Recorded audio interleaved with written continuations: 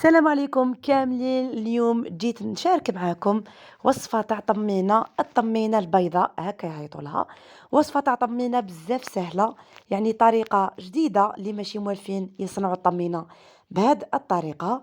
راح نخدموها كل شيء بارد في بارد، يعني ما سخنوا العسل ما سخنوا زبدة، راح تجيب بنينة وبواحد الإضافات راح يخلوها بنة على بنة. يلا معايا أحبابي على الوصفة طريقة التحضير.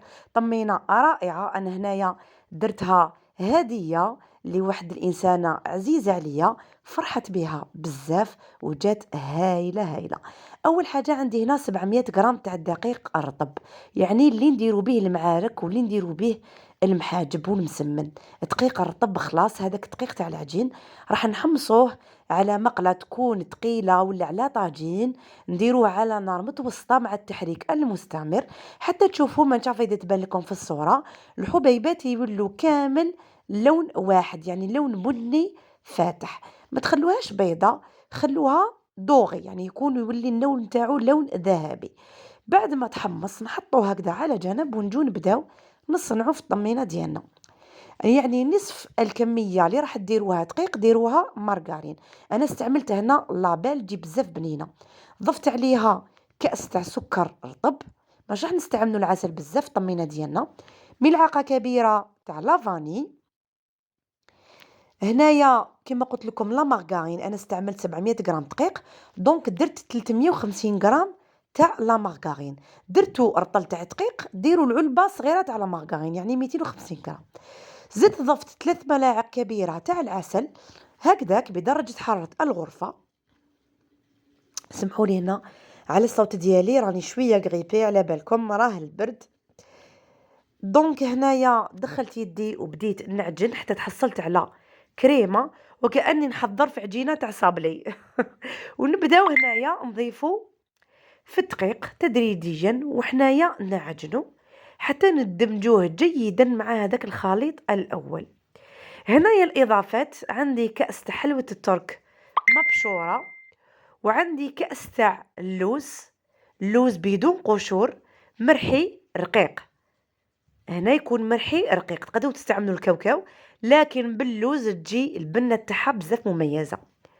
هنايا نبدا درت هادوك يعني الإضافات وبديت نزيد في الدقيق بالتدريج حتى كملته كامل.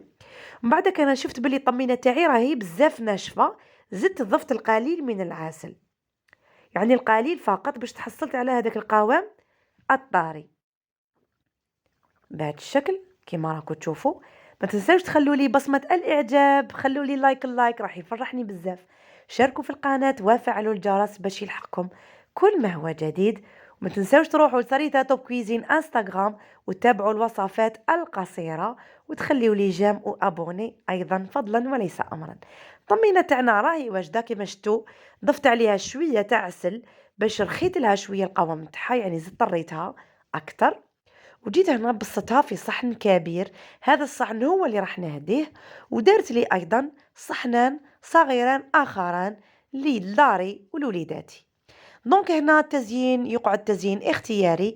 انا هنا حكمت الظهر تاع السكين، شكلت هكذايا مقروطات في الوجه تاع الطمينه ديالنا بهذه الطريقه كما راهو موضح في لا فيديو، يعني طريقه سهله جدا.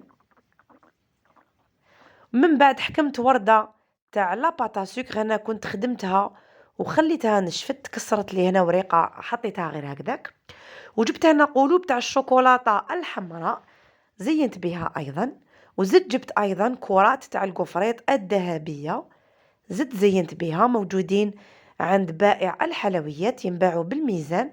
يعني هاد لي ديكور مليح الواحد دو طون تشريو منهم هكذا قيس 50 دينار 100 دينار وتحطوهم في علب هكذا في البلاكار، راح تصيبوهم عمليين بزاف. وكملت زينت يعني توتور الجوانب برقائق اللوز ومبشور تاع حلوة الترك. وها هي النتيجة، ان شاء الله شهيتكم في الجنة، ان شاء الله تجربوها. طمينة بزاف بزاف بنينة صدقوني، وتقعد طرية لوقت طويل جدا، تقدروا تخبوها عادي، تغلفوها بالغلاف الشفاف وتقعد لكم الشهر او اكثر عادي. الى اللقاء.